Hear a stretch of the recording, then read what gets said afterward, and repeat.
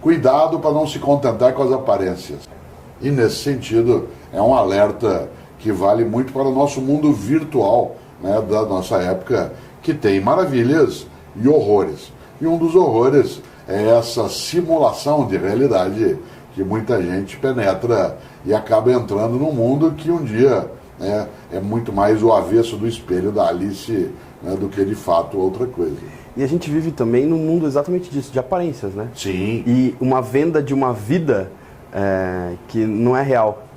É o que a gente estava falando aqui antes. A pessoa tem uma vida depressiva, mas na rede social ela é a pessoa mais feliz do mundo. Então, isso é uma forma de esquizofrenia social dos nossos tempos. Existe hoje uma possibilidade de se construir uma virtualidade em relação a uma vida desejada, projetada, assumida como real, mas que concretamente ela é apenas uma projeção que não tem base concreta. E esse tipo de doença social faria quase que Freud de novo ter que reescrever, né, o mal-estar e a civilização. E ele o faria muito bem, mas dentro disso algo que é concreto. Quem o faz, isto é, quem pinta a si mesmo de uma maneira que é um simulacro, sabe que é simulacro. Não existe auto-engano. Será que não? Não existe auto-engano. A probabilidade de auto-engano, ela pode ser para alguém que consiga forjar a sua consciência a partir de uso de medicamentos ou substâncias ilegais. Aí sim. Uma obra de um professor de matemática, né, do século XIX, que foi o Charles Dodson, que apelidou a si mesmo de Lewis Carroll, e escreveu Alice no País das Maravilhas, que é um livro que no século XIX antecipa muito daquilo que será o mundo virtual do século XXI, isto é, o que é realidade e o que não é. Quais são as escolhas que eu tenho de fazer? Um mundo em que parece que as coisas não fazem sentido, mas elas fazem, porque é um sentido que está por trás, né? Aquilo que a gente não enxerga, mas parece que está presente. As redes sociais hoje, em grande medida, elas respondem a um berro, né? Um brado, um uivo solitário numa sociedade que desagregou a capacidade de convivência e, ao mesmo tempo, inseriu um vetor, né, de presença, de identidade, que é celebridade. Quer dizer, há um grande pensador britânico chamado Berkeley, e Berkeley tem uma frase que ela se aplicaria também hoje de maneira estupenda. Ele diz: ser é ser percebido. Ser é ser percebido. Claro que ele está se referindo aí a algo que é no campo da teoria do conhecimento, ou seja, só existe aquilo que pode ser percebido e experimentado. Mas essa frase do Berkeley, que remonta a alguns séculos, ela serviria para agora. Ser é ser percebido, isto é, quem não é notado, ele parece que não existe. Se ele posta algo e não há likes, ele é alguém que se sente unliked, né? Se ele posta algo e aquilo não tem ressonância, parece uma ofensa. As redes sociais foram desenvolvidas para aproximar as pessoas um pouco mais também da distância. Só que hoje ela conseguiu separar cada vez mais. Você tem também vários modos, né? Ela é sempre multifacetada, né? De um lado, por exemplo, uma ferramenta social de rede, ela me conecta com velocidade com o que eu preciso.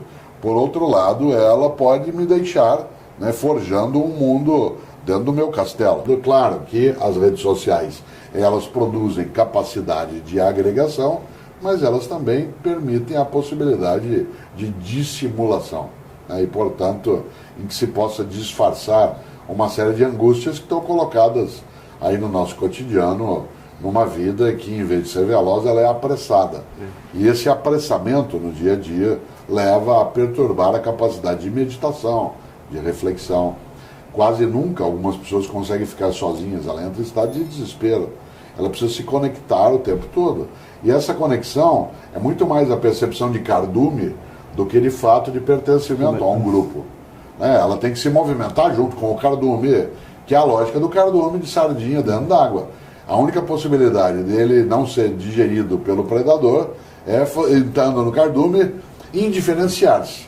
E é curioso, porque essa indiferenciação do cardume é aquela que a pessoa, nas redes sociais, ela deseja para ela se diferenciar também.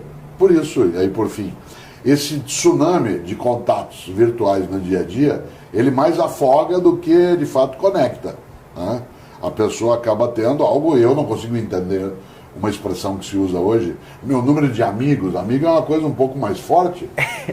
Eu sou filho de italiano, tem um ditado em italiano que diz que a amizade que acaba nunca começou. Amigo não é uma coisa que você pode desligar. Ao contrário, ele ou ela perturba você a vida inteira, e uma das grandes lógicas da amizade, Aristóteles lembrava isso, né? O que é amizade? São dois corpos com uma única alma. Essa angústia que é tão presente hoje na nossa sociedade, e não só os adultos, hoje até a criança angustiada, Sim. vem muito talvez dessa confusão de velocidade com pressa? Sim, porque de um lado a pressa ela é uma forma de incompetência. A velocidade é um sinal de perícia. Por exemplo, eu quero velocidade na hora de ser atendido por um médico, mas eu não quero pressa na consulta. Esse apressamento do dia a dia, esse viver em voz alta, como diria Guimarães Rosa, ele é extremamente pernicioso, porque ele tira o tempo de reflexão, de meditação, e tira das crianças, talvez, aquilo que é mais decisivo para construir uma vida que seja criativa, que é o tédio. O tédio é decisivo para você poder inventar. Hoje, você tem o que fazer o tempo todo, isso é péssimo. A ciência, a religião, a filosofia, a arte nascem do tédio. Elas não nascem da ocupação. Gente ocupada não faz outra coisa a não ser aquilo que já está fazendo. As redes sociais hoje, com o mundo da tecnologia, ocupam de maneira constante. E ao ocupar de maneira constante, você nunca fica sem ter o que fazer. Será que a gente vai sofrer em algum momento mais para frente por essa falta de tédio? É provável, né? Porque você tem que ficar se dando satisfação o tempo todo e tem que ficar o tempo todo olhando, aquilo gera ansiedade. E essa ansiedade vem porque você responde algo e ninguém te retorna, e aquilo vai te deixando num estado, e aí atrapalha, distrai, é distrativo. Então eu acho que não é catastrófico, precisa ser operado de maneira inteligente. E por isso, obviamente, eu não sou avesso a essa tecnologia, seria tolice. Mas eu também não sou, em relação a ela, né, infodependente. Por isso, nós introduzimos hoje, pelas redes sociais, uma coisa muito arriscada no Brasil, que nós não tínhamos de maneira tão nítida em décadas anteriores, que é a ideia de ódio. A ideia de ódio, ela é uma coisa que nós não tínhamos no nosso dia a dia. E isso é extremamente perigoso, porque, como disse um dia Mahatma Gandhi, olho por olho, uma hora acabamos todos cegos.